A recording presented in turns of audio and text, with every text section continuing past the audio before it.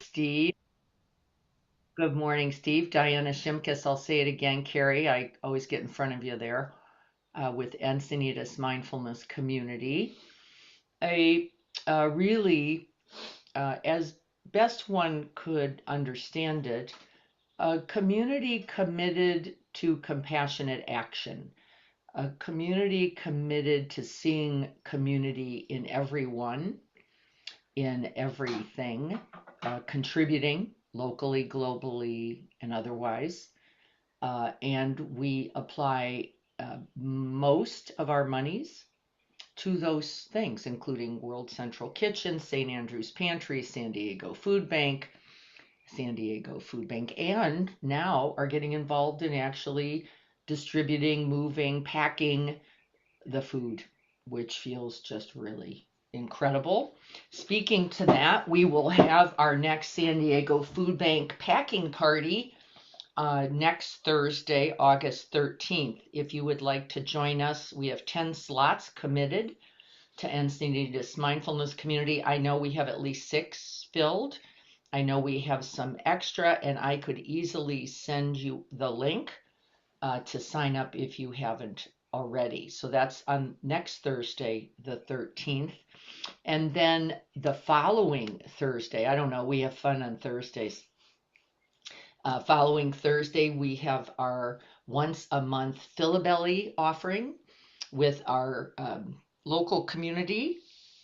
We provide several entrees, meals, desserts, drinks, side dishes, community, uh, comfort, talking for us and for them.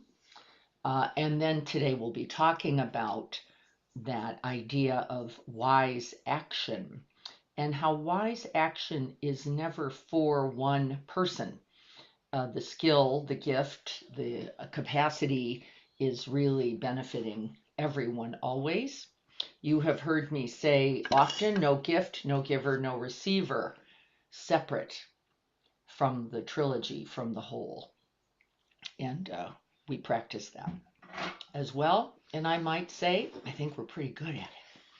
Uh, we have some amazing people in leadership like Lynn here, Jim Sinclair with transporting, Greg with getting us set up with San Diego Food Bank, many, many others who contribute time, a dollar, not only with us, of course, but then in other ways as well. So we are a community committed to being of benefit and to the end of suffering. And so, bows to you. So, wise action today. I'm going to take a minute and ask you to look at your hands and look at the natural posture of the hand. How is the hand resting, doing, being, however that is? And then I would like you to take a moment to reflect on how did these hands act?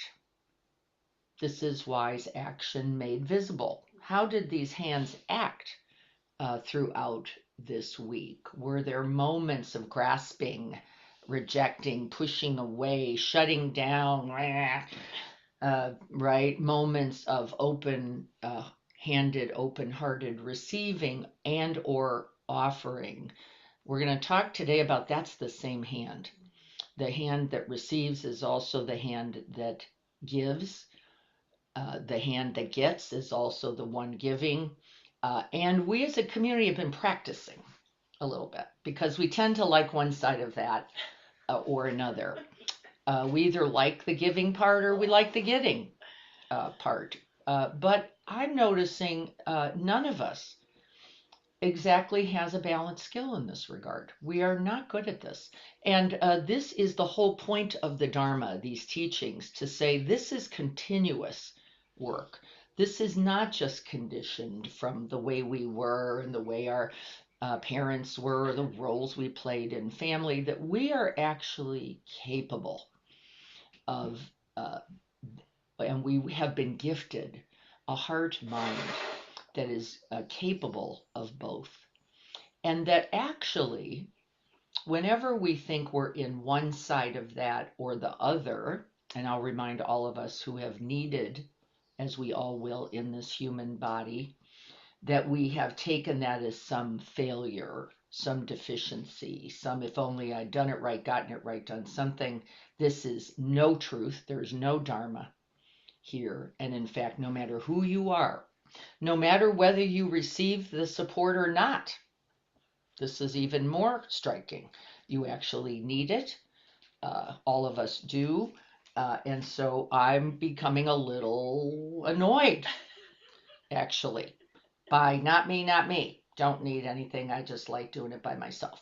Well, I'd love to chat with you more about that because there's no such thing. It doesn't exist. It's not possible.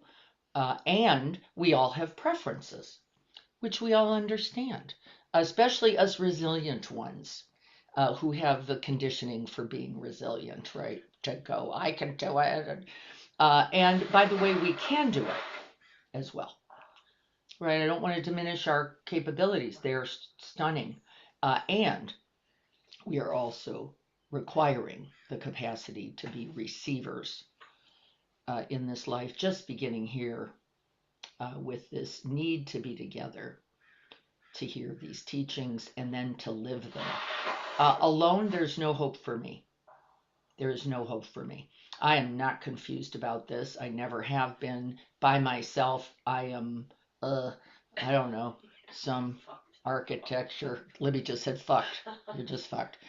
Probably correctly, right? And so we're going to talk about wise action today. We've got to be careful with the word action because it implies in its languaging, English languaging, those from other languages will not struggle, doing, doesn't it? And actually, wise action, as we said before, and the Pali word for that is sama kamata. No, close. Sama kamanta. It doesn't mean doing. It actually means being so embodied, so completely, that the doing is a natural progression, manifestation, extension, right? Revealing the inner heart mind. And so wise action, as we see, does not come first in the Noble Eightfold Path, which was just qualities, characteristics, and character development for how to be free from suffering. That's number one. That's the point of it. This path is the path to the certain end of suffering. And he literally spells it out. Now remember, wise action not first, coming really first with can I see clearly the reality of this human life, not only for myself, but for all beings. If I'm getting into me languaging, me conversation, and me talks, I've got part of it right. Because in fact, it is hard. It does hurt. It is confusing. This is scary. I am lonely. And then the work in our practice is to recognize not only that that is all beings everywhere without exception, but it is probably the person across from you. I don't care how they look. I don't care what outfit they have on. I don't care how beautiful the earring. That they too know loneliness. They too know fear. They too. And once we get into the, right, you're okay, I'm not, or I'm okay, you're not, you have already lost half the Dharma. Is that stunning? You have already lost half the Dharma. You are already sitting in your own soup or someone else's soup as somehow they deserve more or they've needed. It's just not true. And in any one moment, right, we do with clear seeing, wise mind go, your hair's on fire. I think for right now, I'm going to do that. I'm going to bring that to you. I'm going to sit there with you. I'm going to hold you as I. and this is the key, will also need to be held, right? And so these hands. And so I'm going to ask you while we're here together for a moment, what did you notice about these hands, Sama Kamanta, this week? I was really good for the first 3 days. I really was tracking. I was being watchful of how they were and whether I was in activity for no reason or um, and then I noticed slipping and having to call it up a lot more often. What'd you notice? Come on and say hello or write that into chat.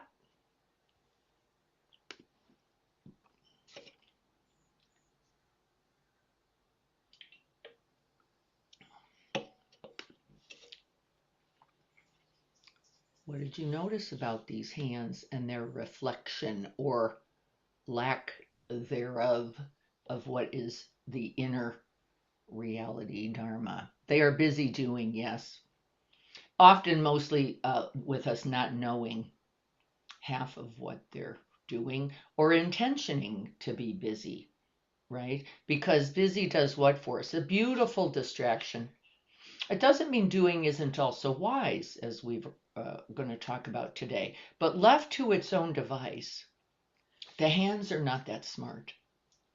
They are habitual and going to find their way to old familiar ground. Well, nobody else is chatting, so I've noticed a lot of last couple weeks, a lot of grabbing, Grabbing, a lot of shopping, a lot of shopping. And I shopping, noticed that in the shopping, like, wow, just this, again, not even identifying exactly what it is, but like, I know I don't need any of this. I don't even need to be here. And I'm just like wanting to look, and I don't know if distraction, yeah, I was going to say, I'm shopping. using the shopping as a distraction from Hmm. right what up there needs to be attended to. Yes. So Libby noticed a lot of shopping or looking or and then grabbies. Like I might that'd be pretty or that'd be cool or I need that. You know, we do all of this. Remember, sometimes with necessity, if you didn't have food, I'd want you to get some. Very few of us are in that situation where we, right, are opening to receiving that. And then we'll talk about Donna a little bit more because Donna is a two-way street as well. It doesn't mean we can't get something, but in the receiving of something, we also become the giver, the gifter of it, right? Just the accepting generosity, for example, is an actual gift to the other, as well as uh, getting something. Libby got some things and she offered a basket to me that I'm really excited. I'm going to be using it for Afghans and probably uh, blankets out here. So that's wonderful. And she's saying, I'm recognizing something else in it, um, that there may be some grabbing onto what comfort, security, uh, worthiness. I want to be, I just like it, and right, the Fill, distractions. fill the hole. Fill the hole. Jim says, happy to give, not so to receive. Yeah, that's a big practice for us, particularly those who have stuff. We've all been able, those who have adequacy for a time can easily believe that somehow they are not going to need because, well, you're a doctor, or you're a lawyer, you're an Indian chief, you're whatever you are, and things have gone along okay. And then we buy in to the storyline. Uh, it doesn't mean we don't have resources either, but there is no resource. It is not sufficient. I don't care what it is, you can't buy it. This thing called care, community, compassion, and wisdom. You can't purchase it, no matter. Uh, well, according to Deepak, you can maybe, but in general, at 4,000 or 5,000 a weekend, but really not, right? So we get a little, we get to hide our unworthiness, our sense of deficiency, the reality of our helplessness, and our vulnerability. don't we? We get to hum because I can go by the what, whatever that is. Dennis says, where my hands touched is where my heart opened up. That is the aspiration. It is not likely the whole truth.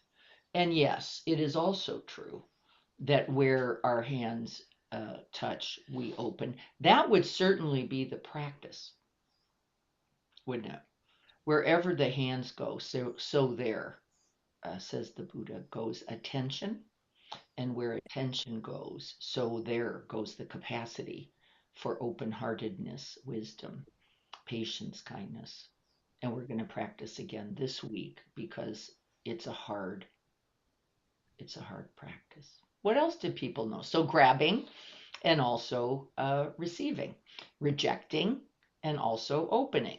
And this is, in fact, the truth of the whole of our humanness, wouldn't we say? So thank you for that. We're going to keep looking, by the way, today. So the open hand is what I have been using as the mandala for wise action. Now, by the way, remember the open hand is both the giver and the receiver. I love that. I actually hadn't thought of it that way till I reflected on it. But it does require a certain openness on all sides, doesn't it? In order for that exchange to actually occur. And I loved that I recollected that because I often think of the open hand as the giver, the giving hand. Somebody else might side to the open hand as the receiving hand. And we have to just recognize that as some part of our own inner conditioning. Now, Jim just said, yeah, I'm pretty good at the one, not really so good at the other. Guess what we're going to do this week? We're practicing the other. We're practicing the other. Why? That's our true practice. So I'm a pretty okay giver. It's not my practice. My practice is how do I open to just receiving empathy, care, kindness, compassion, and allowing the truth of that interconnectedness, interdependence to be the truth. I need you. You need me. This is our truth. Our actions then are not what we do. They actually come first, as we already said, out of clear seeing and directions of the heart, and then even that which we are speaking, not necessarily just out loud, but to ourselves.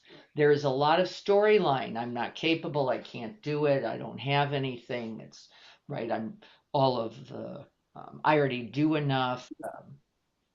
Others have it worse than me. If I hear that more than one more time, others have it worse than me. It's not true. We're in this mess together. We all have benefits. We all have limitations. It is true. But there is no, they may have a more visible reality, but they are not, by virtue of their humanness, in different, all of our conditions are replete with both gifts and limitations, as are we. What we remember and repeat is, in fact, where we have the greatest evidence for our wise action, where we remember and repeat, not what we do the one time, not the one purchase of the two llamas for this city in Peru.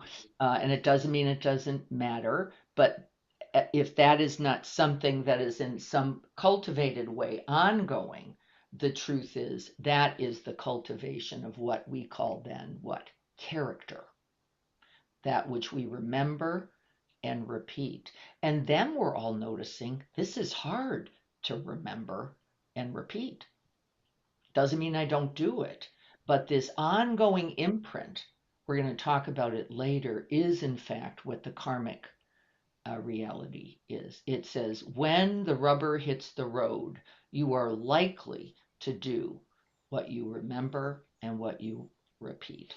Not what you wish for, not what you hope you could do, not just the aspiration, unless it is lived with intent. When? Every day, and then what? Every moment, right? This will be the inclination of the heart mind at the time of death.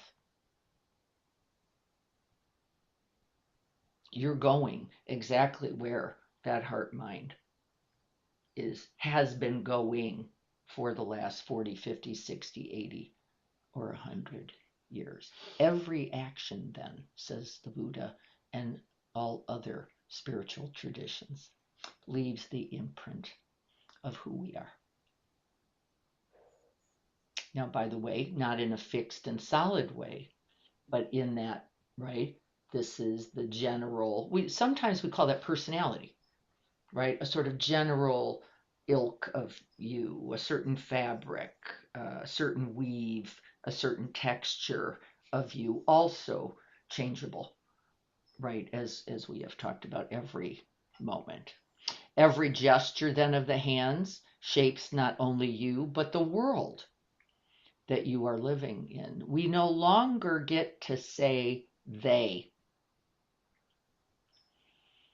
There is no they. It is that in us that has uh, right grown in this way or been deficient in this other. And then the question becomes, what do I do in the truth uh, of that? And we're doing it. We're feeding those who are insecure.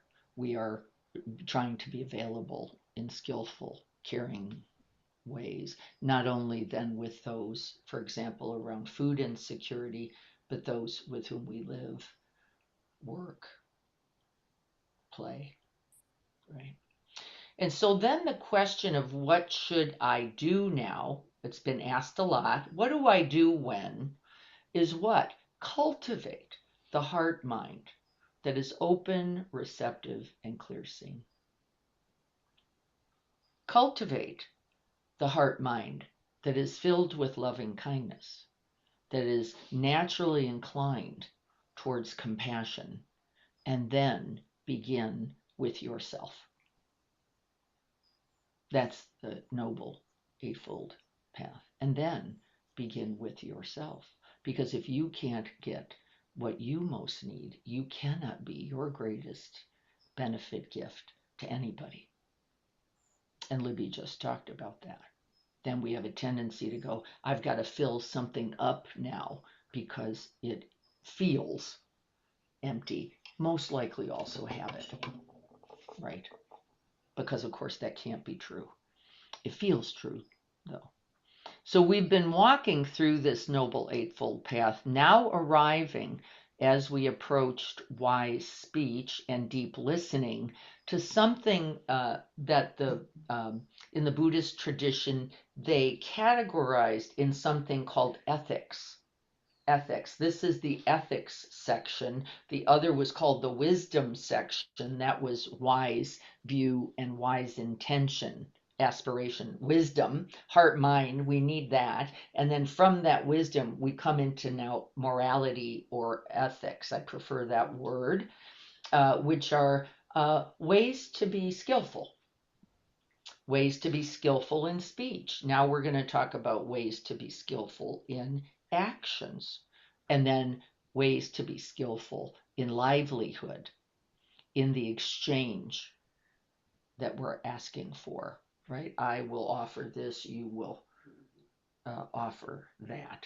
And that is also, it's not left to you alone. In livelihood, we are in the exchange of what do I offer you, what do you offer me, with some kind of consistency, right? Do we get this idea? Yeah. So we've put voice to it. Now we're going to put gesture, action, and embodiment to it. So now the Dharma has hands. Isn't that lovely? The Dharma not only has a voice, now the Dharma not only has a heart, now the Dharma not only has a wise mind, now the Dharma has hands. And it is with these hands then that we live out, manifest, right? our character, our true heart mind. We don't want to think of this from my point of view. I said this in my notes because I get worried. This is not a moral imperative. It is not a list of rules because rules are rigid and often fail in the true moment, right? We can say don't kill until somebody's in the arena with the bomb, and you go, well, we're all going because don't kill. We don't, there is no rubric like that in this tradition. It says, be clear seeing first, be completely open hearted, non hostile, non aggressive, and non greedy, and then see what action uh, calls. And as the Dalai Lama himself says, you swat the mosquito and offer metta. It will occur. You will not be able to escape that. You people know my aunt's story. We're still working with them a little bit. And the truth is, could I say, this is not intended for harm, and I am yet incapable? I'm just acknowledging my own true limits. I'm incapable. I don't know what else to do when the ant is crawling up my back, except it goes. And I am doing so somewhat with intent, I might add. It is not random exactly. I don't really know. And by the way, in these teachings, it says that which we do with intent holds much greater imprint than that which we do by accident. And the Buddha himself used a blind man, a blind monk. Actually, I don't know if anybody knows this little fable. A blind monk walking and killing ants. He's walking in an ant uh, farm area. They're also climbing all over him. And the monks are saying, how dare you, Buddha, allow this to happen? Look at what he's killing. And the Buddha says, not so, not so. This is not the problem. He is, with the goodness of his own heart, practicing, right, walking, even with these limitations, right? And yes, he is likely, by virtue of not seeing, right? But this is not due to his fault. This is due to the realities of the limitations of this human life. And so he says, this is not true. He will be an exalted one. And they are, oh, we thought the rule applied. And we love applying rules to others, don't we? And no, wrong, not true, right? So we want to stay mindful of how we like the idea of a rule, how we like the idea of getting it right for us, how we love the idea of telling others what they're doing wrong, or at least thinking it, and then, well, wait a minute. And in fact, in the continuation of that parable, the Buddha said, the fault here is yours because you are in judgment, you are in condemnation, you are in criticism. And you are killing not only the other, but something in you. Isn't it true? You're killing the capacity for generosity, for ease, for harmony, for peace, for non conflict in yourself. And so the real cost is actually yours. And don't we know this? Don't we? We so know this. The consequence is ours, not only as we negate another, but as we actually negate ourselves. So, as we do this, can we keep in mind every time I wear the I'm not worthy, I'm not enough, you are going to repeat this out there. It doesn't stay as yours. You're spreading this all around, even when we forget. And so, if you cannot stop for you, Stop for stop for everybody else. You'll be of benefit, and everybody wins. Isn't that lovely? There are no losers in this, right? Everybody wins. And then we speak more nobly, we speak more kindly for ourselves and others. So I loved that parable, and it was one that actually I heard many, many years ago, and I very much liked, because I can feel the consequence to me when I do that, when I judge another or myself. I feel truly the consequence in my own heart mind. And that contractedness, that shutdown, that numbing, that grasping, that whatever is being fed is suffering. And that's the clearest expression of this, the truth of suffering, and this, the path to its end through wise action. And so we're going to talk today about the 3 invitations. Remember, they sometimes are called precepts, but the precepts have the don't kill, don't steal, don't conduct sexual misconduct. And I think there can be a constrictedness in them. So we're going to think of them as invitations, one of them simply being protect life. Number 1, protect life. What if we thought of it that way? What would it mean for you if we just said protect life, not don't kill? Then we become someone who protects the vulnerable, both in us and in others, people, animals, communities, the earth itself, and even then, hope. We could protect the possibilities, It right? feels like more, that feels more like not a job, but it feels like more of a task, like an actual doing than the don't kill. Yes. More possible in a present moment. Because in this moment, there's probably not so much I'm killing. Watch, you might see it, but not so much. So, doesn't apply to me now, but doesn't it? Protecting life does. Mm-hmm. Protecting life applies to me right now in the infinite ways that I can contribute to that, including then what I'm saying, what I'm thinking, where are my hands, how are they contributing?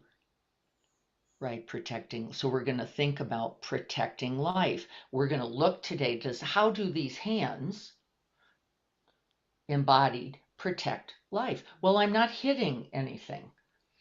There's like a start. I'm open-handed, right? A second thing. I can hold my own hand in my own distress to come and offer comfort, care, compassion to myself, right? Remember, a beautiful, necessary beginning. So, protecting life would be our new ethic. The second one would then be what? Practice generosity. Very different than don't steal. Practice generosity. Why? Every moment, this is a possibility, right? Generosity of heart, of spirit, of mind, open minded, open hearted, open handed, then simply becomes a reflection of that, right? So do not steal. We see it small, nitty reality. And then we say practice generosity. Well, this is possible for oneself and others in every moment. And then there would be no moment where we wouldn't be calling that to mind. And then we recognize the realities of being that steward, that elder, right? We bring resources, time, attention, encouragement, right? All acts of generosity. So we're going to practice, that's the ethic if we're going to look at one. It's the opposite um, of taking would be something more like participating, wouldn't it? Not just this giving, So it becomes again sort of dichotomized, giver or taker, right? We get caught, don't we, in these little polarities. It would be participating in the possibility for the end of suffering, however we might do that. And then Dennis said on Saturday, didn't you, Dennis? You said, well, we could listen, which would be a beautiful act of generosity, wouldn't it? By giving time and attention, simply, uh, really, and fit all the criterion for wise action. Now, it doesn't look so actionable, and very much so, because it comes from one's inner stability, inner capacity for holding oneself and another, right? This deep listening as an example. So we include uh, deep listening both not just as a part of speech, but also a part of wise action. So that's the second, practice generosity, not do not steal. And then the third is protect trust, protect appropriate action. Do not be watchful of misconduct, something that compromises or harms another. That we recognize that all relationships are sacred, and that there are those in particular, as I talked about on Saturday, deserving of our protection, including our youth and our elderly, as an example. And that these relationships then become sacred, right? Because I am going to offer protection and trust. You can count on me to be there for you. Those who are vulnerable, those where boundaries need to be set because of that vulnerability. And of course, that got whittled into sexual misconduct because of the monastic life, right? It was a very easy place to see how do we protect each other, community, well, because non-relative men and women living together, this was an important dynamic. How do I regard you without, in a trustworthy, respectful, honoring of your vulnerability way, making relationship then sacred. So it was protect trust. Protect trust. Protect. That you can trust me, and I will protect. You can count on the fact that I will protect and respect you and your vulnerability, whatever that is. And then we see in our culture how violating we are. Do you know, I think my mom still has a land phone. I'm just going to use her as an example. She must get 20, and I'm not joking, spam calls a day on that land phone with all kinds of buy this, get this, you've got to do this, that we're the traffic court, we're a day. And so I've suggested she get rid of that phone because now there's nothing on it but hooks for, right? And then I understand that she is vulnerable to this. And as we know, people have been taken a serious advantage of, haven't they? Our job is to protect that. Well, we may not need that phone. That may not be useful. And of course, her letting go of it's a little scary because she comes from a time where if you didn't have a land phone, you couldn't call the fire department. Right? So we understand. Where were my hands this week? Did they offer, receive? Did they hold? Did they cook? Were they resisting, rejecting? Were they withdrawing? Were they clinging, as Libby is saying? Were they releasing? There are things we can let go of with our hands as well. And in fact, there's all kinds of Qigong and right processes of just letting it go, not holding on to these falsely believed thoughts. The hands will consistently reveal the condition of your heart mind. Pay attention to where they are and where they aren't. And then notice what is motivating the hands. As someone said, I was in distraction. I was just in prolific doing. I was, right, just be noticing.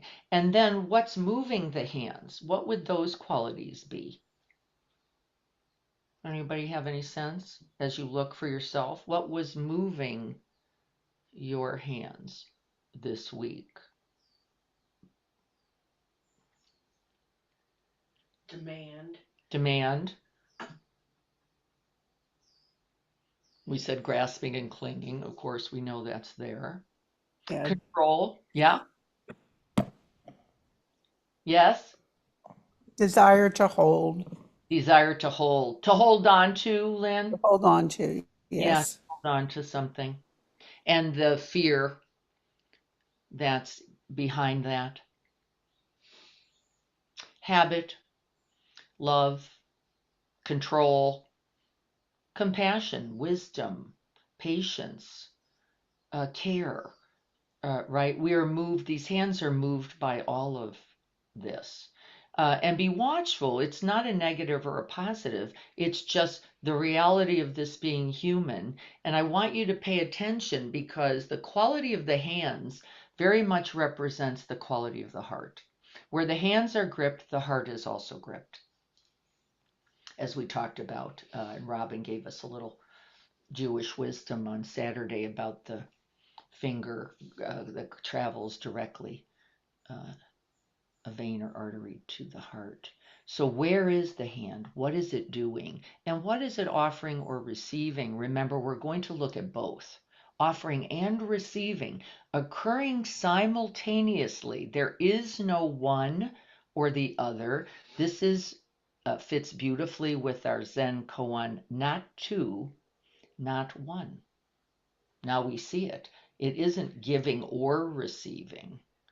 It is not two and not one. It is not only giving or receiving, right? But what is the exchange happening? We know because we volunteer for things. We know the benefits of that, the gift, the giving, the nourishment that you receive every time you go to Philabelly or San Diego Food Bank or contribute to St. Andrew's Food Pantry. You know it. You know the opening of the hand and the heart, both as a requirement and as a result, right? It takes something before and it gives you something during and after as well. The open hand, I really liked this. The open hand cannot cling. Isn't that lovely, Lynn? Cannot. Just opening the hand when we are noticing the heart mind of clinging. I'd love for you to try it. It can't work. It cannot work. Just open the hand and open it to whatever you can open it to. And for me, it might be the sky.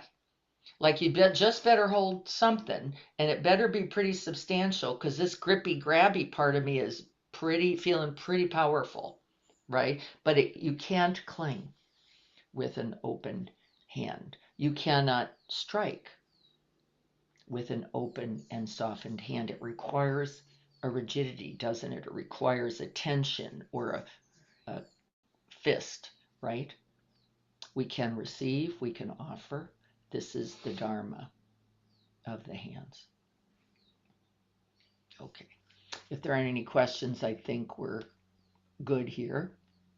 The other thing I said that I'll just repeat is that wise action is not always a movement, it's not always a doing, it can look very still. What? Waiting, listening, offering attention, not interrupting, not reacting, not sending the email, not speaking the judgment. Stillness can be the greatest action, and it would be lovely for you to pause to cultivate that a little bit. So, if we're going to review karma for 1 minute, because I don't like getting stuck here because we get all caught in what do I need to do to get good? We don't. Every action is a seed. Every seed is going to be nourished, nurtured, or not. We want to encourage and support those seeds that contribute to the end of suffering, that train the heart, that cultivate character and qualities, and we want not to cultivate those others that become habit. There is no right habit by its nature. It will cause suffering. Now then everybody says, well, I brush my teeth by habit every day. Isn't that good? And the answer is no. I want you to think about why. No. You're brushing your teeth. You got your pants on. Are those habits good for me? The answer is no. I want you to think this week about why. You are cultivating an imprint here as well. You're just thinking about your teeth. But remember, there is no action left to simply that.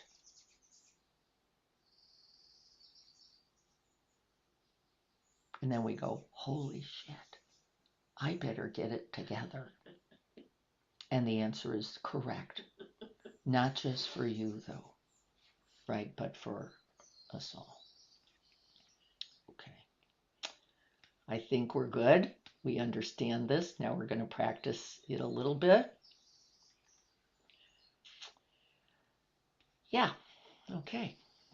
And so let's get ready to sit. I'm going to check in just to make sure we're all on the same page together, that we're understanding this wise action is the reality of embodied wisdom and compassion. Take a sip of whatever you have. It's amazing how much wise action is just shutting up. Yes, shutting up. Really dramatically wise, yeah. Most often, right? If you were going to do one thing, you'd just stop and take a breath. And then notice all the non-harm you just cultivated. And it would be dramatic. And then could gather the good heart mind to do whatever it then did, which might often be nothing, but listening, right, opening often. Okay.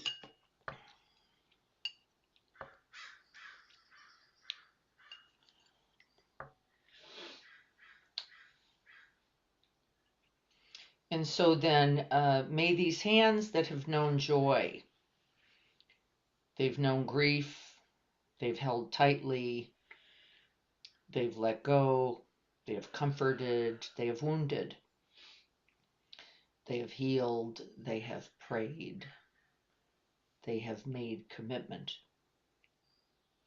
they have honored those commitments. This is the beauty of wise action.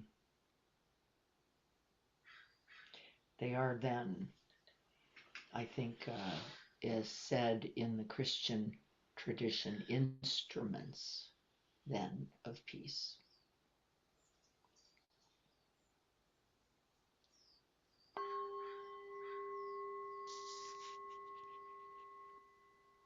Instruments of awakening.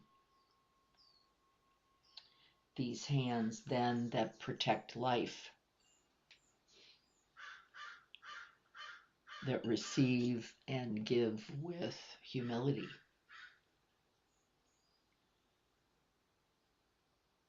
The hands that offer and receive generosity.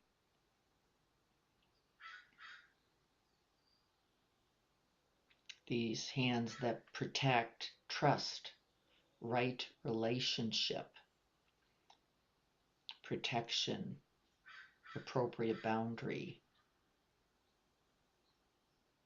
for the vulnerable.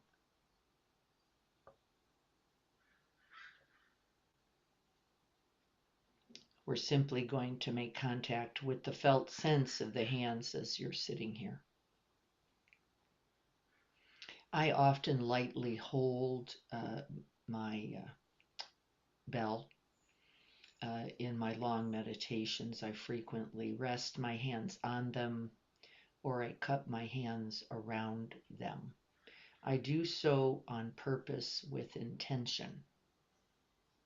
I either stabilize or open to receive, both appropriate. What are your hands doing right now? What's most needed?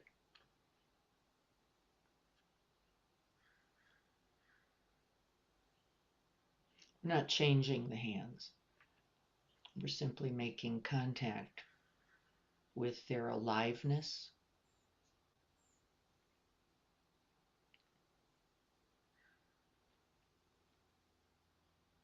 resting in the lap, soft contact or touch.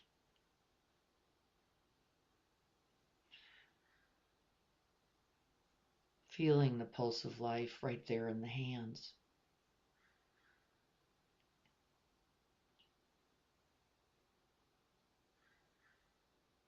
Life living, vital, breathing through you.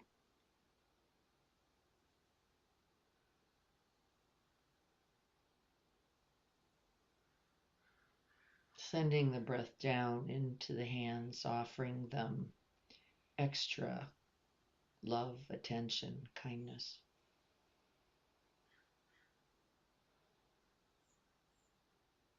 Hands that have comforted, created, held. Hands that release and let go.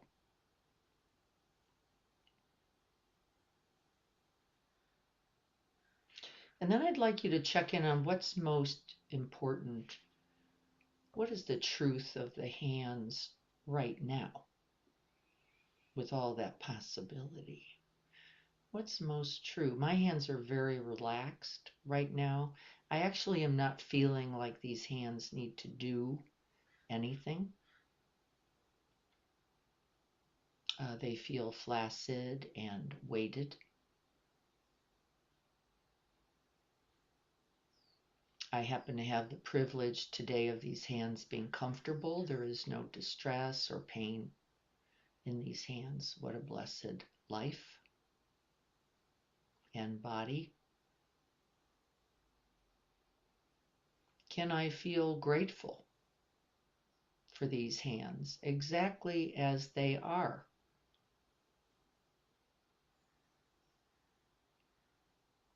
And for the knowing of them as they are? Can I be receptive, open, compassionate, and kind to these hands? If they're not restful, if they're agitated, if they're restless, if they're pained, if they're grippy or grabby or rejecting, can I open to it all right here?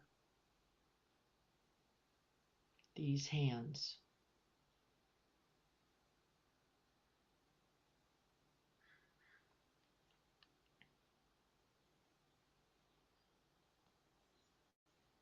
And then see what part you can open to.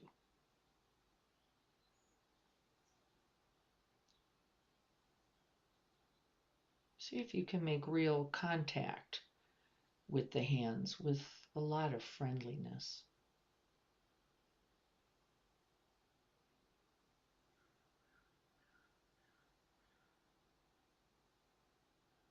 These hands that have committed infinite acts of goodness.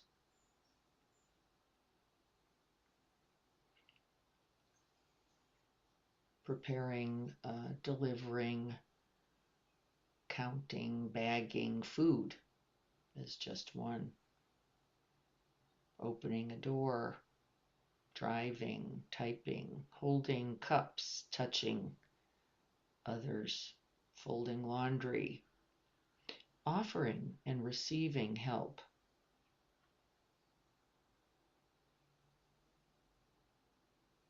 Sacred acts when done with intention.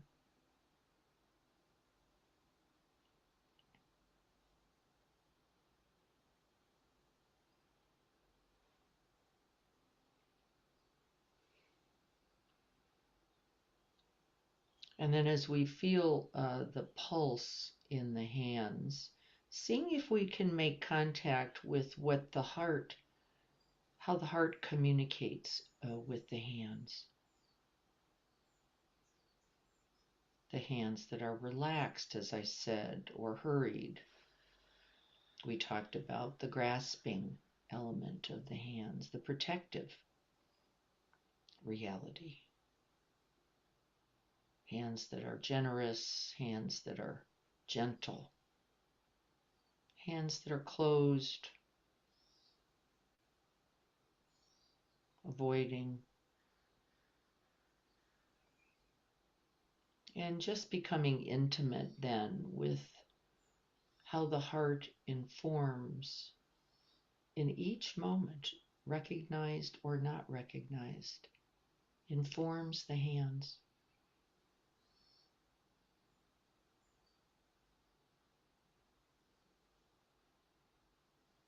This is the base for wise action, which may be doing or non-doing. This week, we're going to continue to inquire into what is moving these hands. What, who, how are these hands being invited to action?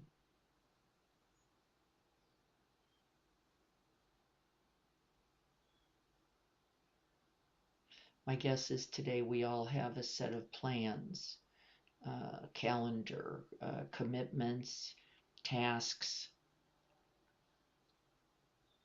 In each moment, I'd like you to first invite that inquiry. What is moving these hands? The wish to protect, the wish to control, the wish to serve, the wish to be seen, the wish to be successful, the wish to be accomplished. I have something scheduled for myself today. It's like, I got to get this done. And I want to change that a bit because there is no demand for this beyond me. There is, though, a possibility for releasing with these hands, cleaning out a closet. And can I do so with a generosity of heart for myself and for others?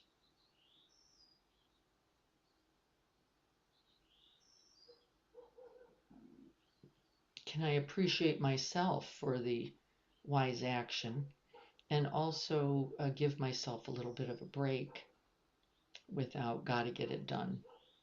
I'll get part of it done. And then my commitment is to continue releasing and letting go with these hands.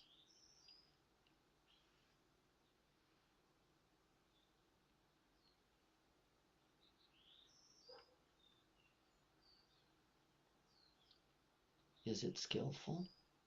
Is it wise? Is it caring? Yes.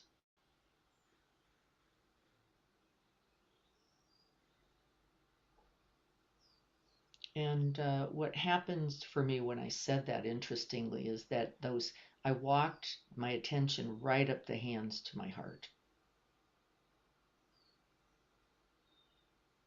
The heart's vibration is very clear that this will be of benefit not only to me but to others.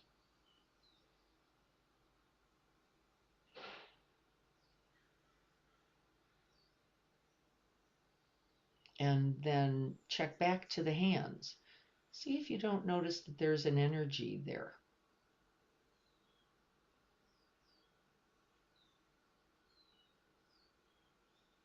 Skillful actions, gently invited, will be of benefit.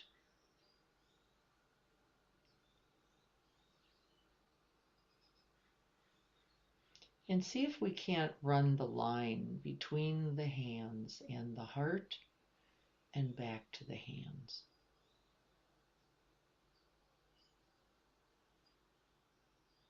What is inspiring these hands? We come back up into the heart space. We breathe and make contact here.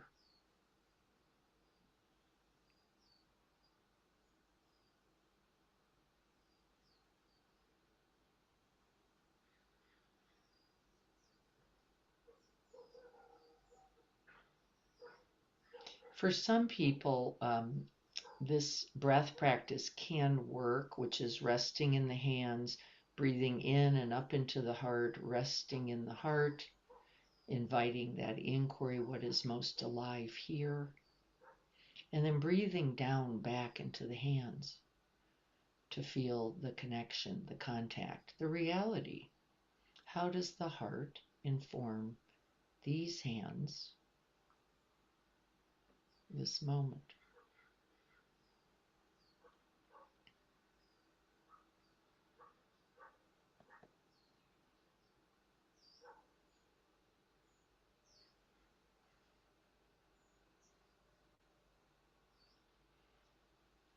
And we're going to continue then to allow everything to soften, staying in contact with the breath in the hands, in the heart, or both, but finding a way to rest in the body.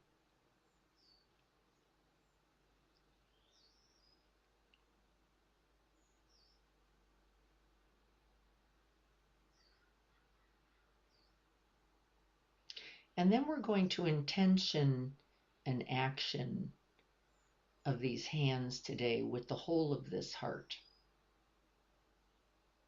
Intentioning an action made visible, wisdom and compassion made visible by these hands, and setting the intention for that with this heart. And I just realized I need to call my mom, that will be a caring, loving action.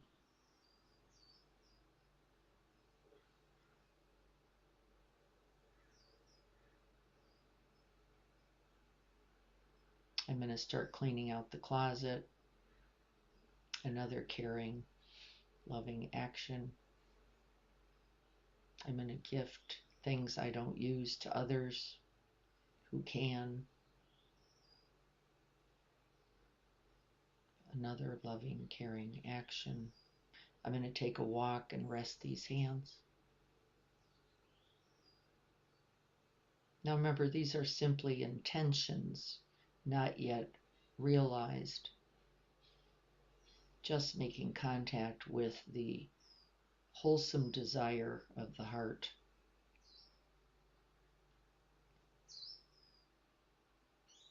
And on that walk, I'm going to hold my husband's hands.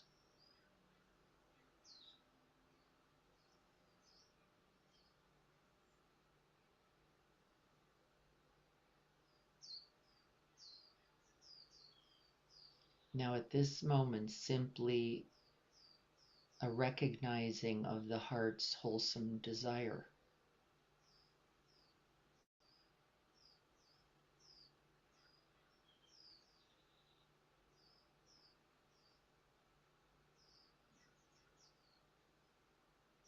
And then we might imagine, how will these hands contribute?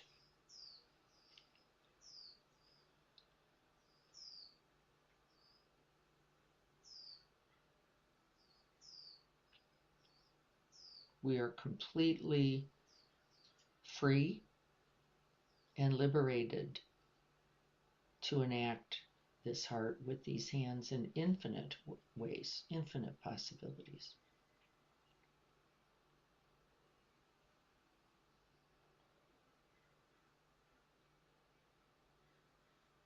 And then we can rest in the beauty of that, the wide open space of possibilities for way to manifest this awakened heart mind through these hands today.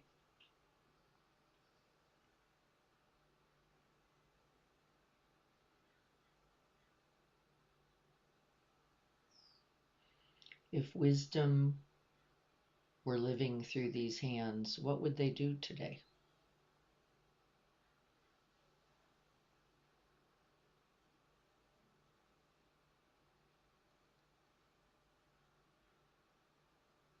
If compassion were alive, what would these hands do?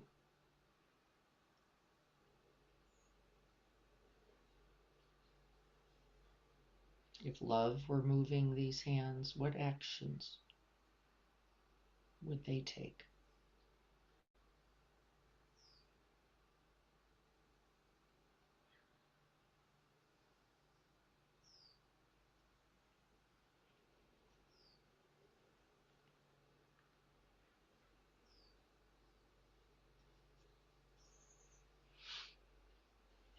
And remembering that one hand both receives and offers,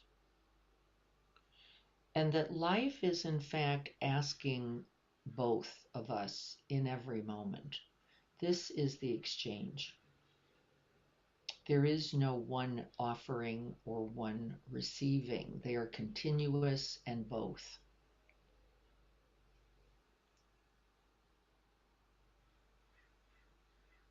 Life is asking both in every moment. What are we doing? Can I receive with humility? Can I offer with generosity? Can I open with kindness and compassion? Can I hold with gentleness, tenderness? Can I be trustworthy?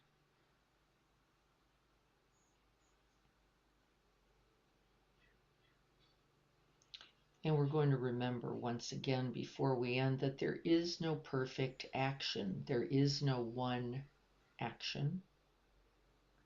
There is the action of this awakened heart mind this moment, and it is infinite in its possibility.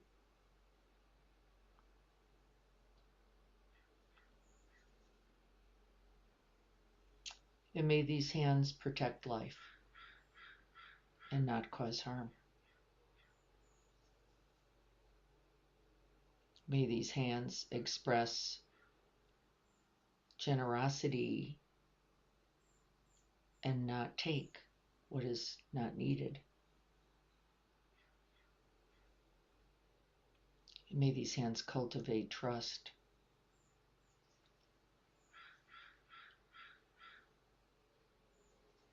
And may these hands and this heart lessen suffering wherever they go,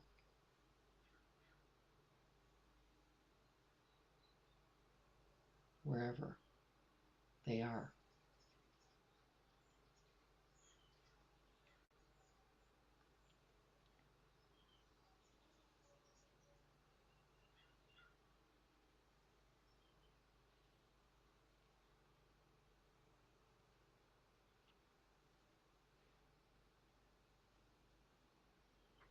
In each moment,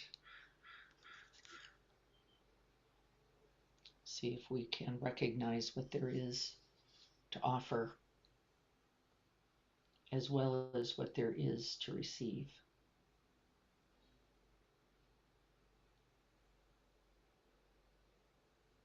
This is the noble eightfold path, the path to true abiding, infinite and undying happiness and freedom.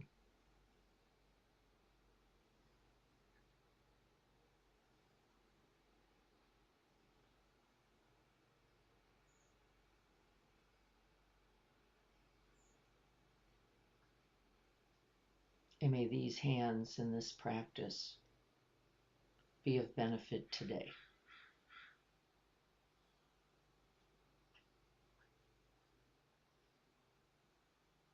So be it.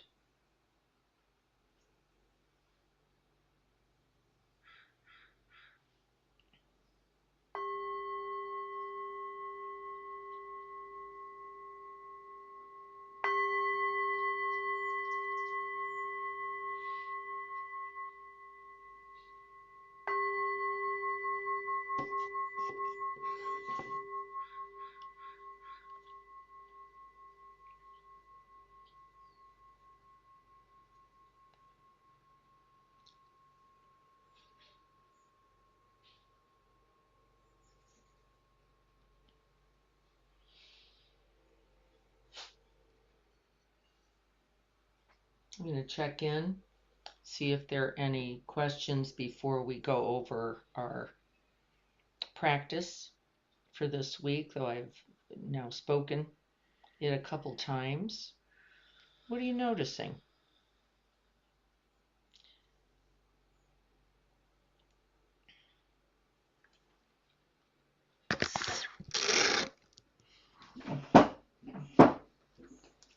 We don't wake up much, do we, to the hands till we get invited there, and then we can.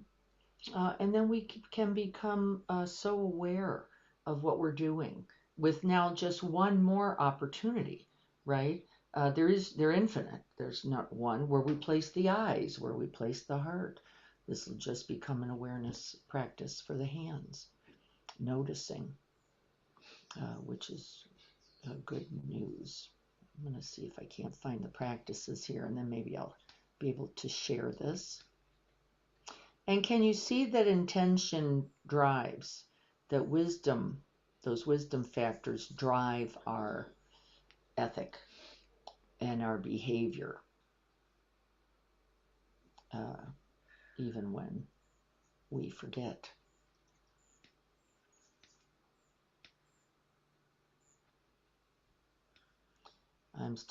Here we go. Let's see if I can share this.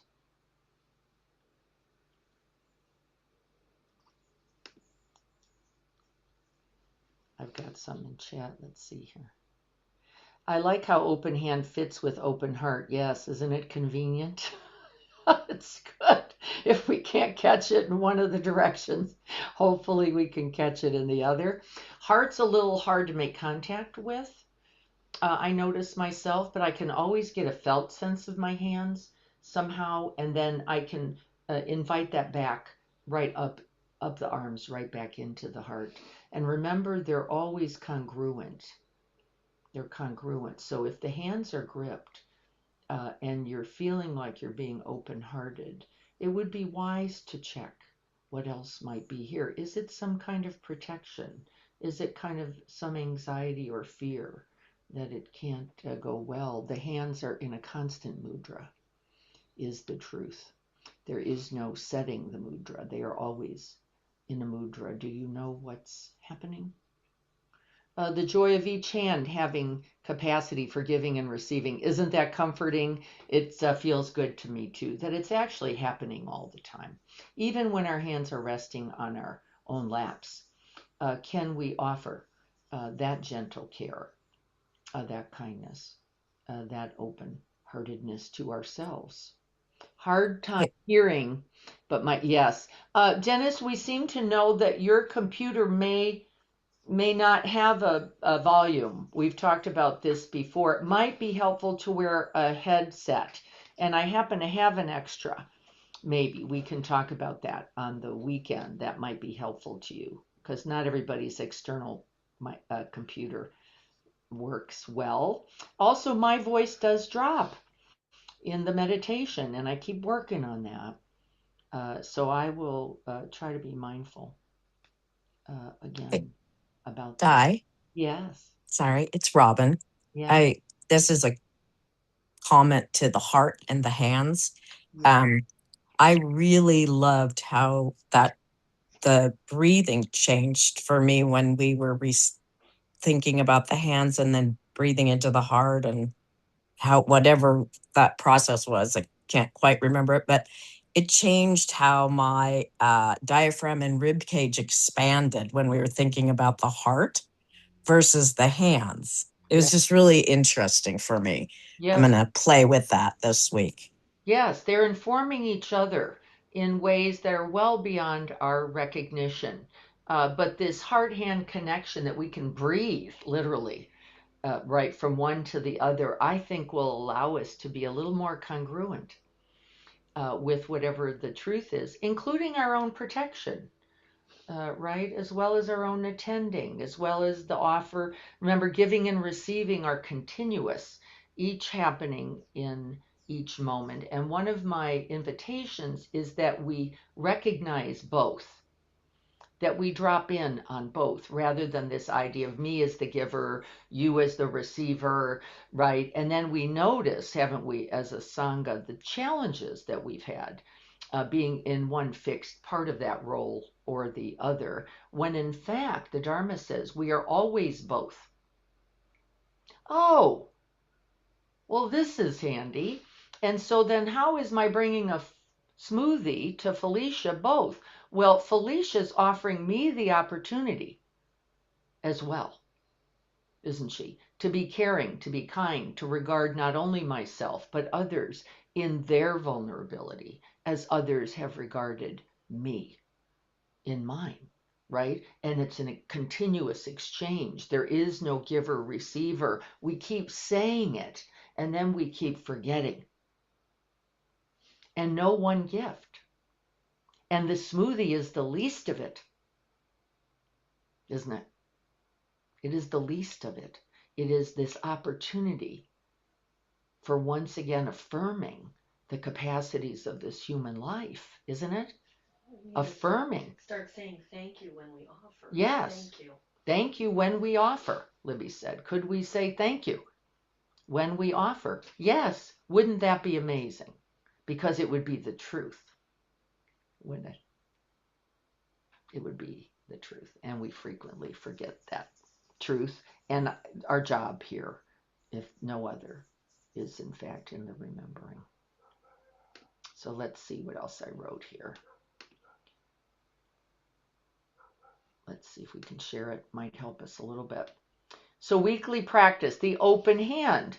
Let your hands become your teachers. Several times each day, pause. Notice your hands before they go into action. And then during, what are they doing? And then after. Did the hands reflect the heart? Did they reflect the wisdom? And can I make the inquiry without judgment, habit, without the, but I didn't quite get it right, or my hands are right. And what was acting for the hands? And I wrote some possibilities. What was it? Love, fear, curiosity, patience, wisdom. What is it? Notice the moments the hands are receiving. And then I actually invited a thank you kind of there, but really, can we invite the gratitude whether they are giving or receiving? I like that more, actually. Gratitude in the giving and in the receiving. Thank you. Thank you for both, because they are both gifts, aren't they? Completely gifts. We're so lucky, really. Notice the moments the hands offer. Notice the moments the hands are in release. You get the idea, right? What is it we no longer need to carry? I like this. It was from Rebecca Lee, wrote an article about both the stillness of the hands and what that communicates, but as well the releasing. Because our hands are, we often imagine this giving, receiving, active, but what about the hands in rest? What are they releasing even in rest? Just the doing is being released, isn't it? Just this capacity to be restful, to not require or demand action or accomplishment, as I said for myself. I want to be a little careful to soften that for myself. Hands often reflect something about the self. Protection. Can we see where the hands are protecting life? Where are we acting in response to the reality of life? I wrote driving. Just driving with paying attention and not on your phone would be an amazing action for protection of life, wouldn't it? Right there. The feeding of your plants, the watering of the plants. I saw Pete on. I think he does that every day. He has a lot of living plants, right? This very action. And also not only in the giving, but in the receiving, right? And can we protect not only one's well-being physically, but their dignity? Their dignity. And that requires more, doesn't it? it's what we are working with, I think, at Philibelly. How we both act with dignity and also offer dignity in that exchange. And of course, as we said, it is certainly an exchange. We've talked about the daily pause. I feel like we've got that. And that question, not what am I doing, but what is moving me? What is the heart inviting for these hands? And then again, protecting life, receiving with humility, offering with generosity as our invitations. All right. I love this practice. I love its practical application. I love its awakening. I love the possibilities for us in it. And I do know it's somewhat challenging or big work, but keep that heart-hand connection in mind. Breathe it several times a day. If we can make contact with the hands, breathe up into the heart, reside there for a few breaths, breathe back into the hands and see what has been made active and alive there. I think we'll have a good practice in hand. And I'd like us to really commit ourselves at least several times a day to that. I have been able to do that, except when I didn't set it in the commitment, of course. And then remember, what we don't set as practice and ways of being in the morning is very difficult to come by. I woke up a couple times with the hose in my hand because I was slapping the hose because it had gotten crimped, and I recognized it. I could feel the in those hands and then in that heart, and it woke me up. Of course, we will also wake up in the moments of difficulty. I do not see this as the bad news. I see this as the very good news. Wake up right there. Hands are closed, hands are gripped, I don't even know where my hands are, as most kindergartners, when I say, can you feel your hands in your feet? The first thing they do is go, oh, I, I, and we're all doing the same. They don't know where their hands and their feet are, and neither do we. And neither do we. So wake up. We're waking up with the hands heart this week.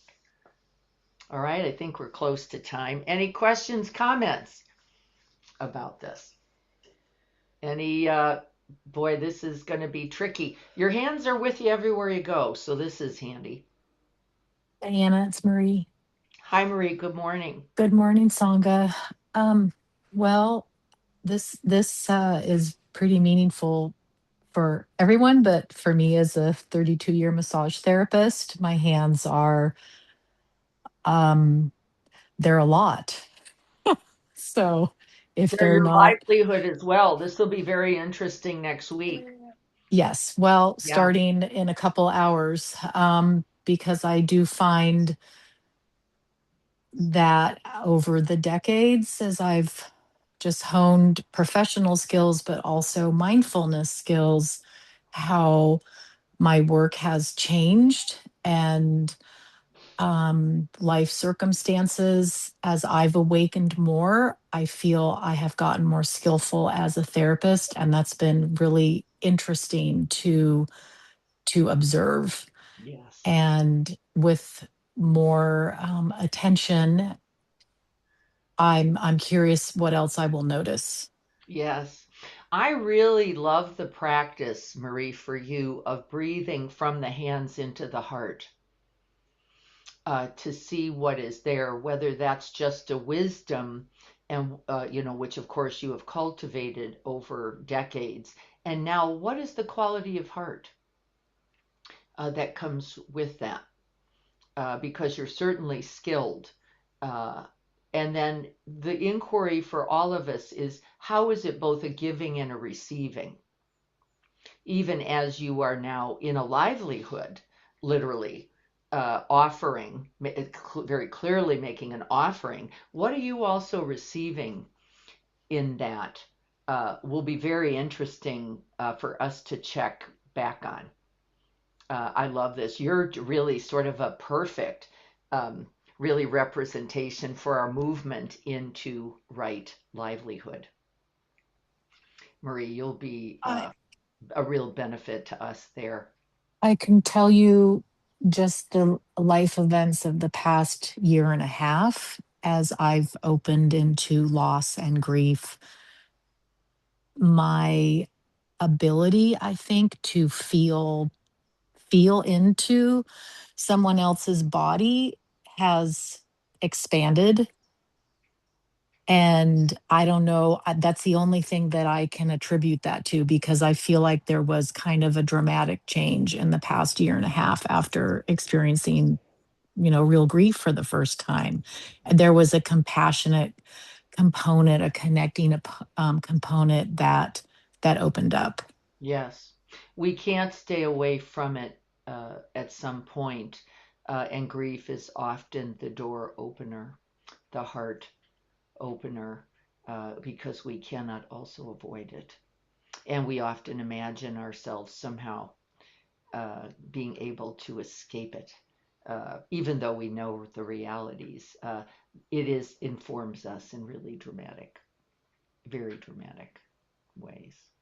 Yes, I look forward to talking more with you all about this. This Thursday, we'll have Greg in the shamatha practice on Thursday at 7, and then we will be here together in the garden on Saturday, where we will investigate this heart to hand and then livelihood.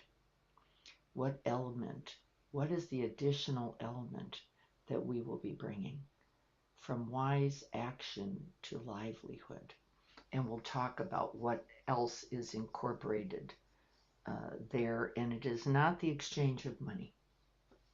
It is not the exchange of money, but it is an exchange that we'll talk about. Okay, thank you all so much. Let's do our remembering. Let's do our remembering now. Think about your hands then once again and where they are. And my hands are resting right now on my leg, and it feels right. Making contact with my whole mind body.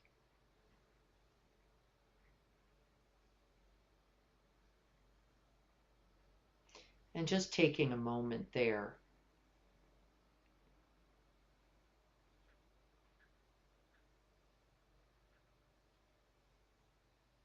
And then inviting the hands up near the heart, and that may or may not be required for you.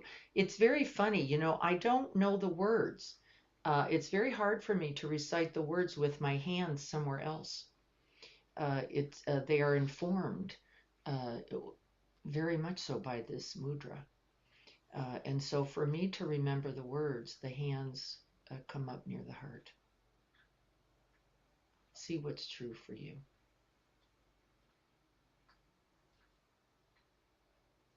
And then making contact with the bodhisattva heart, the one who recognizes the truth of our interdependence and interconnectedness, who knows deeply the truth of the impermanence of this precious human life, who is grateful for the opportunity for this human existence, and who commits oneself, wholly commits oneself to the end of suffering. And then we recite the vow. May I be a guard for those who need protection, a guide for those on the path, a boat, a raft, a bridge for those who wish to cross the flood. May I be a lamp in the darkness, a resting place for the weary, a healing medicine for all who are sick, a vase of plenty, a tree of miracles. And for the boundless multitudes of living beings, may I bring sustenance and awakening, enduring like the earth and the sky, until all beings are freed from sorrow and all are awakened. May I have happiness. May we all have happiness.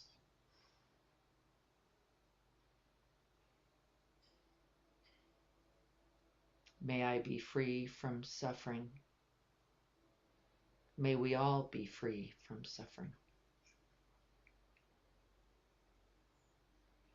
May I remember with gratitude the benefits of this precious human life, and may I act, speak, and think in accord with the wish for all beings to be so gifted.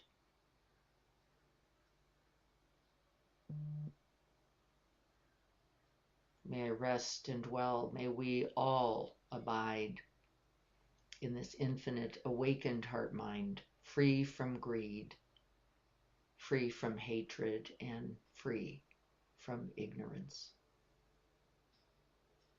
until all beings are free and awakened. And may our practice this very day contribute, and may it continue.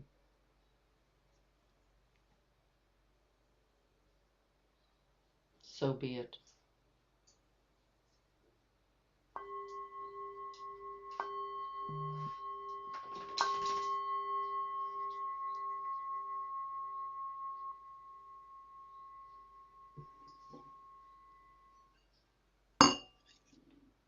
Blessings to you all. Thank you so much for your commitment to the well-being of us all.